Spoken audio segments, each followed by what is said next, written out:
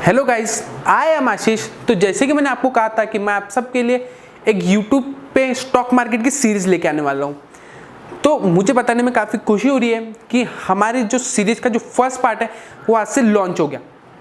तो ये stock market की सीरीज मैं क्यों लेके आ रहा हूँ, जैसे कि अभी लॉकडाउन लगा है, आप सब घर पे बैठे हो, तो जितना मुझसे होता है मैं आपके साथ वो सारे मेरे एक्सपीरियंस, नॉलेज, स्ट्रेटजीज वो सब आपके साथ में शेयर करना चाहता हूं।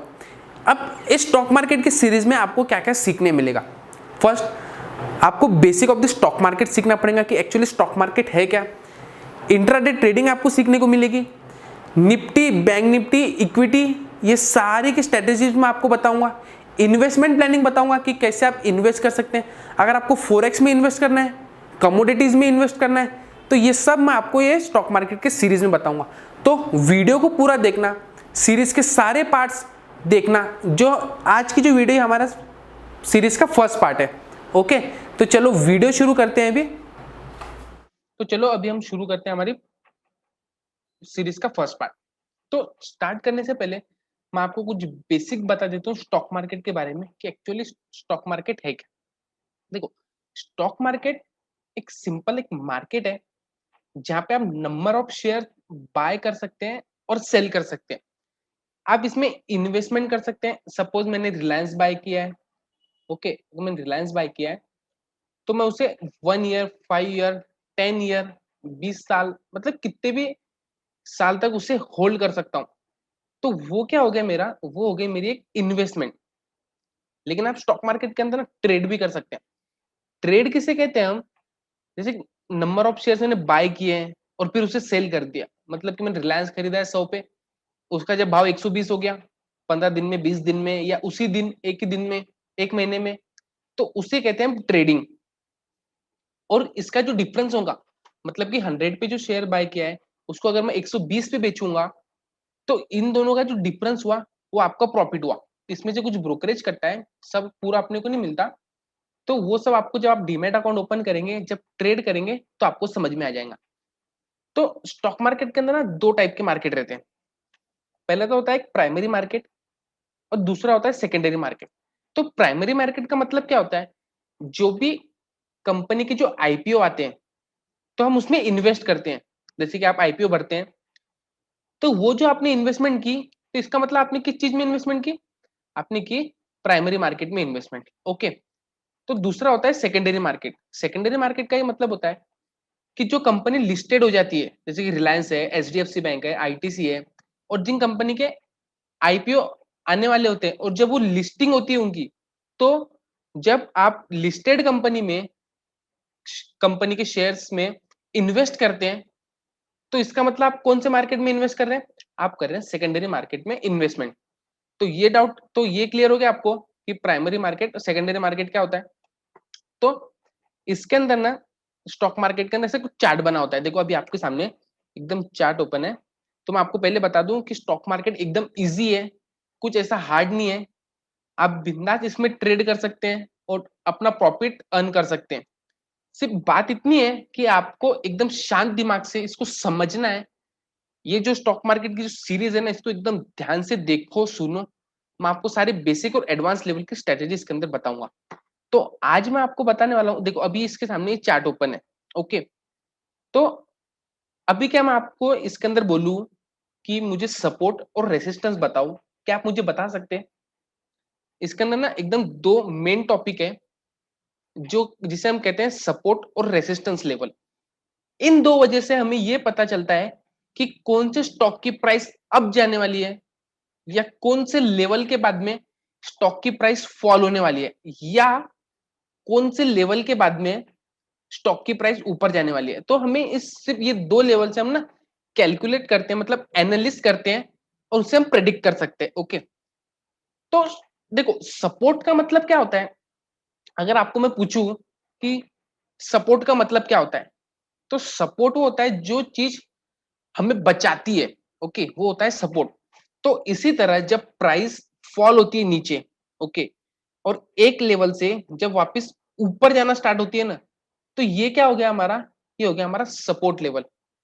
क्यों हो गया हमारा सपोर्ट लेवल, क्योंकि देखो प्राइस फॉल हो रही है और एक लेवल से फिर से ऊपर जा रही है, तो जो मतलब प्राइस को गिरने से बचा ले वो क्या हो गया हमारा, हो गया हमारा सपोर्ट लेवल। ओके, तो इसी तरह जब प्राइस ऊपर जा रही है, ओके, प्राइस ऊपर जा रही है कंटिन्यूसली और एक लेवल से वो फॉल होना शुरू होती है, तो अभी ये क्या हो गया हमारा, ये हो गया हमारा रेसिस्टेंस लेवल। क्यों, क्यों रेसिस्टेंस लेवल हो गया, क्योंकि जब प्राइस ऊपर जाती है, ओके, तो एक लेवल से जब वो गिरना स्टार्ट होती है तो उसे कहते हैं हम रेसिस्टेंस लेवल। एकदम इजी लैंग्वेज में बोलूं तो जो प्राइस को गिरने से बचा ले वो होता है सपोर्ट लेवल, और जो प्राइस को ऊपर जाने से रोक ले वो होता है हमारा रेसिस्टेंस लेवल। एकदम इजी लैंग्वेज में आपको बता दिया। ओके, तो अभी मैं आपके सामने निफ्टी का चार्ट ओपन है। ओके, तो अगर मैं आपके सामने ये चार्ट ओपन कर दूं, क्या अभी आप मुझे बता सकते हैं कि कौन सा सपोर्ट है और कौन सा रेसिस्टेंस है? ओके, तो अभी आपके सामने चेक करते हैं अपन। ठीक है,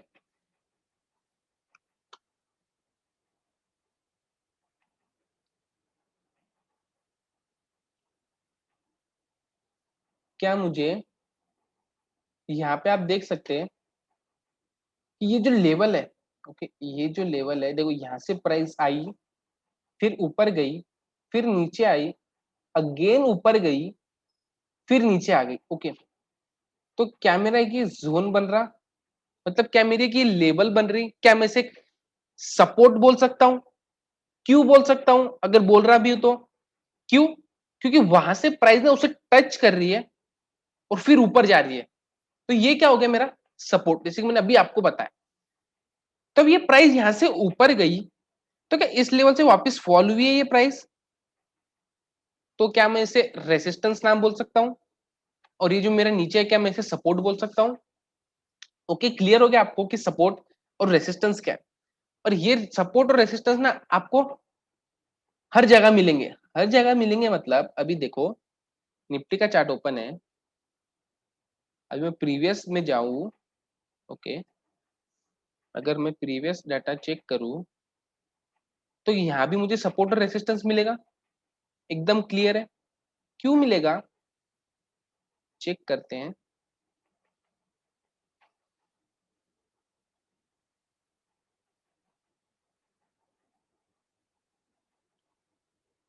देखो, अगर हम देखें तो ये प्राइस ऊपर गई, ये फॉल हो गई, लेकिन यहाँ से फिर ऊपर चली गई, फिर यहाँ आके रुकी। ओके, यहाँ आके रुकी, तो क्या मेरा ये रेसिस्टेंस लेवल बन गया? क्या मैं यहाँ पे एक हॉरिजॉन्टल लाइन बना लूं? ओके, तो क्या मैं यहाँ पे एक हॉरिजॉन्टल लाइन बना सकता? ऑब्वियसली बना सकता। क्यों? क्योंकि देखो यहाँ से प्राइस नीचे आई, फिर ऊपर गई। ओके, तो ये हो गया मेरा सपोर्ट लेवल। लेकिन इसमें एक समझने वाली एक बात है कि जब सपोर्ट लेवल, देखो एक रेसिस्टेंस लेवल ब्रेक हो गया, ओके, अब प्राइस ऊपर जा रही है, तो भी इसे न्यू रेसिस्टेंस मिलेगा, मतलब कि प्राइस फॉल भी तो होगी। जब प्राइस ऊपर जा रही है, ऐसा है कि प्राइस कंटिन्यू 10 डेज ऊपर ही जा रही है, ऊपर ही जा रही है, एक महीना हो गया, 2 महीना हो गया, प्राइस ऊपर जा रही है? नहीं, ऐसा कभी होगा भी नहीं। ओके, क्योंकि प्राइस चलती है, जो हमारा कोई भी स्टॉक लो, आप कोई भी निफ्टी लो, बैंक निफ्टी लो, आपका जो चार्ट होता है ना वो कुछ इस प्रकार चलता है। ओके, मतलब कि ऊपर नीचे एकदम से पहाड़ की तरह दिखता है, एकदम क्लियर आपको बोलूं तो अगर ये हमारे रेसिस्टेंस लेवल ब्रेक हो गया तो प्राइस ऊपर गई, तो ये प्राइस ना ऊपर जाके फिर इसे रिटेस्ट करने आएगी। क्या बोला मैंने, समझा आपने? जब प्राइस ऊपर जाएगी, अगर इसने हमारा रेसिस्टेंस लेवल ब्रेक कर दिया, तो ये प्राइस ना इसे रिटेस्ट करने फिर आएगी। तो मतलब अभी अभी समझो यहाँ पे इसने रिटेस्ट ले लिया और प्राइस फिर ऊपर जा रही है, तो ये क्या हो गया मेरा, अभी ये मेरा सपोर्ट हो गया। ओके, लेकिन अभी तो आप बोल रहे होंगे कि अभी तो यार इसने बताया था कि ये रेसिस्टेंस लेवल है, ये रेसिस्टेंस लेवल है, लेकिन रेसिस्टेंस लेवल ब्रेक हो गया। ओके, तो प्राइस ऊपर जा रही है, फिर नीचे आके फिर ऊपर जा रही है, तो ये क्या हो गया मेरा, ये हो गया मेरा भी सपोर्ट लेवल। मतलब जब रेसिस्टेंस लेवल ब्रेक होगा, जब उसको स्टॉक की प्राइस रिटेस्ट करेगी, तो वो क्या हो गया, वो हो गया मेरा सपोर्ट। इसी तरह सेम, इसी तरह सेम, अब मेरा सपोर्ट ब्रेक हुआ। ओके, अब मेरा सपोर्ट ब्रेक हो गया, प्राइस फिर ऊपर जा रही है, यहां रेसिस्टेंस फेस करके फिर नीचे फॉल हो रही है, तो अभी मेरा ये क्या हो गया, क्या मेरा सपोर्ट मेरा रेसिस्टेंस बन गया। ओके, मतलब क्लियर हो गया कि जब रेसिस्टेंस ब्रेक होता है, प्राइस रिटेस्ट करने आती है, तो वो जो रेसिस्टेंस था वो आपका सपोर्ट का काम करेगा, और जो सपोर्ट है वहां अगर वो ब्रेक हो गया तो सपोर्ट मेरा रेसिस्टेंस के लिए काम करेगा। इतना क्लियर हो गया आपको। ओके, और इसकी ना प्रैक्टिस करो, ये आपको बहुत काम में आएगा रेसिस्टेंस और सपोर्ट लेवल में, क्योंकि इसी के मदद से हम स्टॉक को बाय और सेल करते हैं। कैसे बाय और सेल करते हैं बताता हूं आपको। अभी मेरा सपोर्ट, ओके, अभी मेरा ये जो मेरी लेवल है ये होगी मेरी रेसिस्टेंस लेवल। ओके, क्या मेरी यहां मैं इसे बोल सकता हूं कि मेरी रेसिस्टेंस लेवल ब्रेक हो गई, क्या आपको दिख रहा है। ओके, क्या मैं इसे बोल सकता हूं कि मेरी ये कैंडल पे रेसिस्टेंस लेवल ब्रेक हो गई।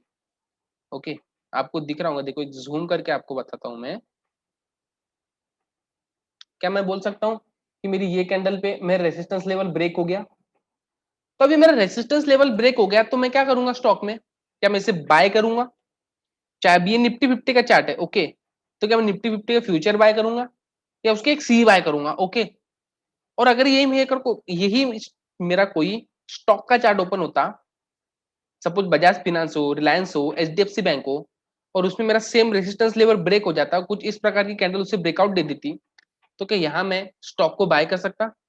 ऑब्वियसली कर सकता। तो इससे आपको क्या समझा कि जब रेजिस्टेंस लेवल ब्रेक होता है तो आपको क्या करना है, स्टॉक को बाय कर सकते हो आप। ओके, इसका मतलब है कि प्राइस में एक मूवमेंट आई है अप साइड में, मतलब कि एक बुलिश मूवमेंट आई है। ओके, तो इसी तरह अब इसका उल्टा क्या होगा, इसका उल्टा क्या होगा, अगर सपोर्ट लेवल ब्रेक हुआ। ओके, अगर सपोज सपोर्ट लेवल ब्रेक हुआ, देखो लेवल्स दोनों साइड के ब्रेकआउट देते हैं, है ना, एक रेसिस्टेंस भी ब्रेक होगा, सपोर्ट भी ब्रेक होगा। ठीक है, तो अभी देखो, अभी ये मेरी लेवल है। ओके, अब सपोज मेरा एकदम क्लियर मैं आपको समझाऊं, तो आपको एग्जांपल देता हूं मैं। अभी मेरी ये सपोर्ट लेवल है। ओके, देखो यहां से प्राइस दो बार मूवमेंट लिए उसने। ओके, तो जब प्राइस आई, अब ऊपर गई वापस, तो ये क्या हुआ, मेरा सपोर्ट लेवल हुआ। ओके, यहाँ पे उसने ब्रेकआउट दी लेकिन रिटेस्ट नहीं कर पाया, फिर से ब्रेकआउट हुआ। क्या कहा था मैंने कि सपोर्ट लेवल, देखो अभी ये इसका सपोर्ट लेवल है, ये ब्रेकआउट दी, अब इसने ना यहाँ पे इसको रेसिस्टेंस फेस कर लिया, अब इसने यहाँ पे इसको रेसिस्टेंस फेस किया, अब ये मेरी सपोर्ट लेवल है, अब ये सपोर्ट लेवल यहाँ पे ब्रेकआउट होगी, आई प्राइस में मूवमेंट। देखो प्राइस में मूवमेंट कितने आने वाली है ये आप नहीं प्रेडिक्ट कर सकते, हमको प्रेडिक्ट नहीं करना है मार्केट को, हमें एनालिसिस करना है। ओके, हमको एनालिसिस करना है, और ये जो एनालिसिस होती है इसे कहते हैं टेक्निकल एनालिसिस। ओके, इसे कहते हैं टेक्निकल एनालिसिस। मैं जो बोल रहा हूँ वो अपने बुक में नोट डाउन करो, तो आपको एकदम क्लियरली समझ में आएगा कि मैं क्या बोलना चाह रहा हूँ। तो ये समझ में आ गया आपको, ये हो गया। देखो रेसिस्टेंस ब्रेक होता है तो आपको बाय करना है, और सपोर्ट ब्रेक हो गया तो आपको सेल करना है। ओके, तो आप इंट्राडे में टारगेट ले सकते हो अपना, आप चाहे तो पिवट पॉइंट यूज कर लो, या 0.8 और 1% का आप टारगेट ले सकते हो, काफी अच्छा होता है टारगेट। तो क्या आपके माइंड में क्वेश्चन आया कि जब अगर प्राइस सपोर्ट पे आ ही रही है और अगर वहां से ऊपर जा रही है, ओके, तो क्या मैं सपोर्ट पे बाय कर सकता हूँ, क्या मैं स्टॉक को सपोर्ट पे बाय कर सकता हूँ? एकदम करेक्ट, ऑब्वियसली आप सपोर्ट पे स्टॉक बाय कर सकते हो। कैसे, देखो प्राइस आई नीचे, ये देखो कैंडल दिख रहा है आपको। ओके, ये कैंडल दिख रही है आपको, ये कैंडल क्या है, ये देखो कैंडल का शेप ना अलग अलग है, हर कैंडल का आपको शेप अलग अलग दिखेगा। तो अभी प्राइस नीचे आई। ओके, अब ये प्राइस नीचे आई, तो यहाँ पे कुछ इस प्रकार की कैंडल बनाते हैं। इस कैंडल को हम क्या कहते हैं, कैंडल को हम हैमर कह सकते हैं। ओके, एक पिन बार कह सकते हैं, सिंपल। ओके, या हम इसे कह सकते हैं कि लोअर लोअर प्राइस से रिजेक्शन मिला है। ओके, सिंपल आप इसे कहो कि लोअर प्राइस से हमें रिजेक्शन मिला, तो अब इसने क्या है, हैमर की तरह एक शेप बना लिया कैंडल ने, तो इसका मतलब क्या हुआ कि रिजेक्शन मिला। इसके बाद में अगर एक बुलिश कैंडल बनती है, देखो ये देखो यहाँ पे एक जो बुलिश कैंडल बनी, ये क्या है हमारी, ये है हमारी एकदम बुलिश कैंडल। बुलिश कैंडल का मतलब है कि प्राइस अब जा रही है वहां से। ओके, देखो बॉडी जो है ना, तो यहां से क्या हुआ, ये कैंडल से हमें पता चला कि स्टॉक ना रिटेस्ट ले रहा है सपोर्ट से, ओके, स्टॉक रिटेस्ट ले रहा है सपोर्ट से, सीधा मूवमेंट ऊपर आई, तो हमारा रेसिस्टेंस होगा ना, वो हमारा फर्स्ट टारगेट होगा, ओके। अगर रेसिस्टेंस ब्रेक होता है तो आप सेकंड टारगेट ले सकते हो, लेकिन अगर आप सेफ साइडेड ट्रेडर हो तो आप रेसिस्टेंस पे इसे सेल, मतलब कि सेल कर दो और अपना प्रॉफिट बुक कर लो। इसी तरह जब रेसिस्टेंस पे जाती है प्राइस और एक पिन बार बनाती है, पिन बार कैसे होती है, देखो ये हो गया हमारा हैमर, पिन बार हो गई कुछ इस प्रकार, ओके। तो एक पिन बार बनाती है प्राइस, तो इसका मतलब क्या हुआ, अगर हम इसे लोअर प्राइस डिरेक्शन बोल रहे हैं हैमर को, तो पिन बार को क्या बोलेंगे, हायर प्राइस डिरेक्शन, मतलब कि एचपीआर, ओके सिंपल, ये हो गया हमारा एचपीआर। तो जैसे कि हमने सपोर्ट पे एक बुलिश कैंडल देखी, तो ऊपर वाले साइड में हम कौन सी कैंडल देखेंगे, उसका उल्टा बियरिश कैंडल। क्या ये मेरी एकदम लॉन्ग बियरिश कैंडल है, क्या ये मेरी लॉन्ग बियरिश कैंडल है, यस और नो, ओके। एकदम ये मेरी बियरिश लॉन्ग लॉन्ग कैंडल, तो मैंने यहाँ पे क्या किया, क्या किया मैंने यहाँ पे निफ्टी को शॉर्ट कर दिया। यहाँ जो होगा ना, यहाँ मेरा स्टॉप लॉस होगा, स्टॉप लॉस वगैरह मैं आपको स्टॉप लॉस के सीरीज में बताऊंगा, मतलब कि पार्ट में बताऊंगा, एपिसोड में। अभी आप सिर्फ एंट्री देखो, ओके। तो क्या मूवमेंट आई नीचे, आई, ओके, मतलब क्लियर हो गया आपको कि आप सपोर्ट पे भी बाय कर सकते हैं, लेकिन कब बाय करना है, जब आप उसके अंदर एक रिवर्सल पैटर्न देख रहे हो, मतलब कि एक बुलिश कैंडल एक सपोर्ट पे देख रहे हो और एक बियरिश कैंडल आप देख रहे हो रेसिस्टेंस पे, ओके। तो ये आपको क्लियर हो गया कि व्हाट इज सपोर्ट और रेसिस्टेंस लेवल हम किसे कहते हैं, एकदम क्लियर, कोई हार्ड नहीं है, एकदम इजी है, ओके। तो आप ट्रेड कर सकते हैं। अभी दूसरा होता है ना, देखो अब इसके अंदर हमने क्या यूज किया, हमने एक टूल यूज किया हॉरिजॉन्टल लाइन। हमने जो यहाँ पे ट्रेड मतलब कि जो ड्रॉ की, मैंने एक्चुअली ट्रेड लाइन बनाई नहीं, मैंने आपको एक सिंपल ब्रश से ड्रॉ करके बताया। तो इसी तरह ना हम एक ट्रेंड लाइन होता है इसके अंदर। ट्रेड लाइन किसके लिए काम आता है, ट्रेड लाइन काम आता है एक ट्रेंड को फॉलो करने के लिए। हमें जो एक ट्रेंड दिखता है उसे फॉलो करने के लिए हम ट्रेड लाइन यूज करते हैं। एक एकदम इजी लैंग्वेज में आपको बताया, कोई कॉम्प्लिकेटेड नहीं किया आपके लिए। तो ट्रेड लाइन आपको यहाँ मिलेगी, ओके। आप यहाँ पे सिलेक्ट करो, ये रही मेरी trade line, okay. Trade line हम ना ऐसे कैसे भी बना सकते हैं ऊपर, ओके। तो ट्रेड लाइन एक्चुअली होती क्या है कि ट्रेंड को फॉलो करने के लिए।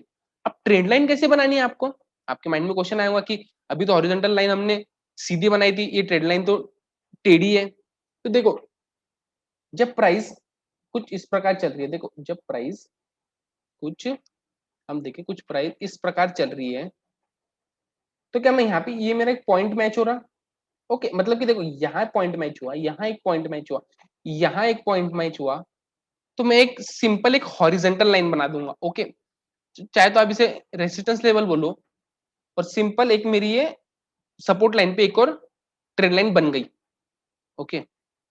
तो क्या मिला मुझे सपोर्ट और रेसिस्टेंस, क्या मिला मुझे सपोर्ट और रेसिस्टेंस एक ट्रेंड लाइन में, ना कि हॉरिजॉन्टल लाइन में। ट्रेंड लाइन कैसे बनती है, जो कि ऊपर नीचे सीधी कैसे बनती है ट्रेंड लाइन, ओके। तो अभी इसमें क्या करूंगा, इसमें भी सेम सेम लॉजिक इसमें लगाना है आपको। जब ऊपर वाली ट्रेड लाइन ब्रेकआउट होगी तो क्या करना है आपको, बाय करना है, ओके। और जब नीचे वाली ट्रेड लाइन आपकी ब्रेक होगी तो क्या करना है आपको, सेल करना है। क्लियर हो गया एकदम। अब मैं आपको ना एग्जांपल बताता हूं तो आपको जल्दी समझ में आएगा। अब मुझे एक बात बताओ, अगर सपोज आपके लिए ना मैं एक, हाँ चलो एकदम ना इजी, अगर मैं यहां से एक ट्रेड लाइन बना सकता हूं, क्या मैं ऐसे ट्रेड लाइन बना सकता हूं, ओके। देखो इसके में स्टॉप लॉस भी हिट होते हैं, ऐसा नहीं है कि स्टॉप लॉस हिट नहीं हुआ, ब्रेकआउट होगी तो ऐसा नहीं कि जरूरी नीचे शार्प मूवमेंट आ गई, नहीं, कभी ऐसा नहीं होगा, स्टॉप लॉस भी हिट होगा, ओके। तो यहां ब्रेकआउट हुई सेकेंड डे, नीचे आया, फिर रिटेस्ट करने गया, ओके। मैंने क्या कहा था मैंने, जब स्टॉक मतलब कि जब सपोर्ट ब्रेक हो गया तो वो रिटेस्ट करने आएगा फिर से, ओके। वो रिटेस्ट करने आता है।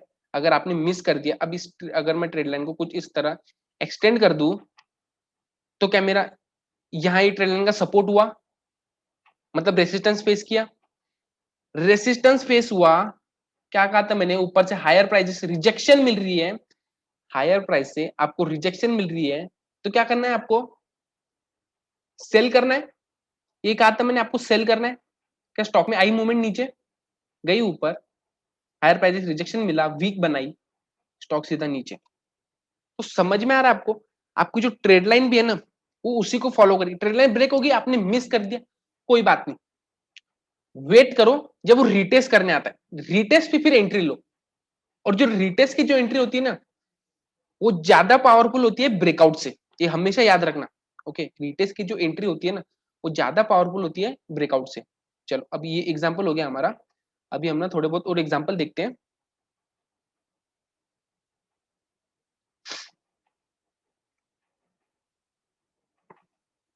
अभी हम देखते हैं इसके अंदर थोड़े बहुत एग्जांपल।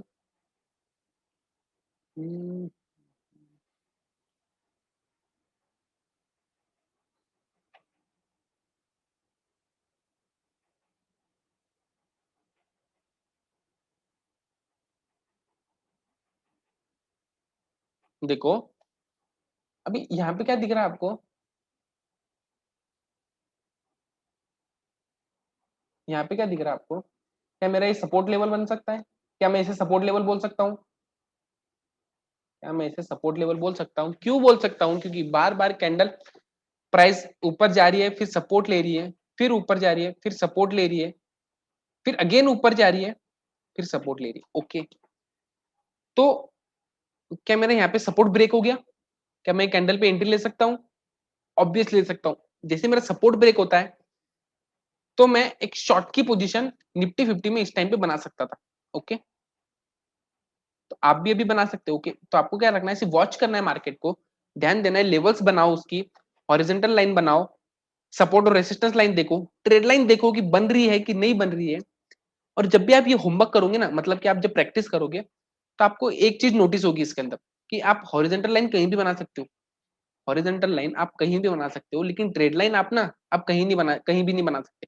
मतलब कि कंपेयर करें तो हॉरिजॉन्टल लाइन बहुत ज्यादा बनती है और ट्रेड लाइन काफी कम बनती है। ओके, तो अब मेरा सपोर्ट ब्रेक हुआ, प्राइस में मूवमेंट आई शार्प नीचे, फॉल, सीधा निफ्टी में फॉल आ गया, मतलब कि आप यहाँ पे शॉर्ट की पोजीशन बना सकते थे। चलो बढ़िया, आपको भी आई होप समझ में आ रहा होगा, एकदम क्लियर, एकदम इजी लैंग्वेज में आपको बता रहा हूँ मैं।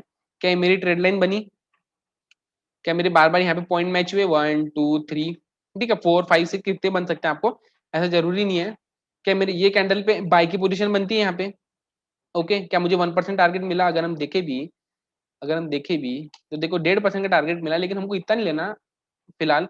अगर आप इंट्राडे कर रहे हैं ना, तो आप 0.8 भी टारगेट लो तो भी एकदम बढ़िया टारगेट है। ओके, तो यहाँ पे हमारा टारगेट हिट हो जाता है।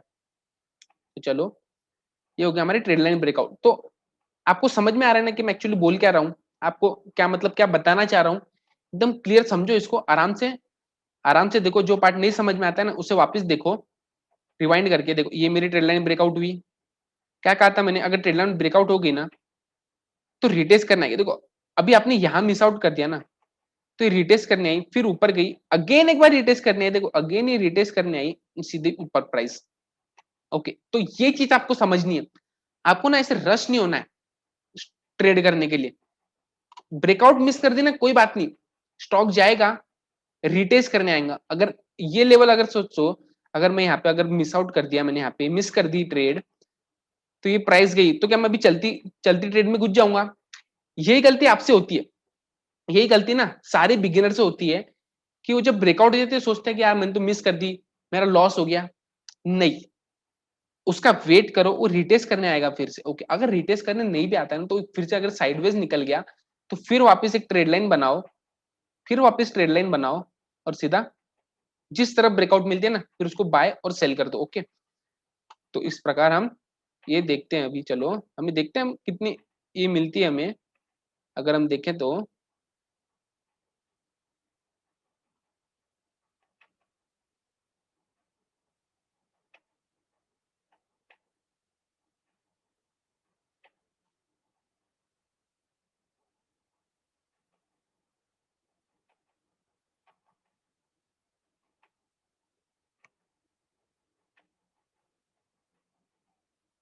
देखो, अभी ना मैंने क्या कहा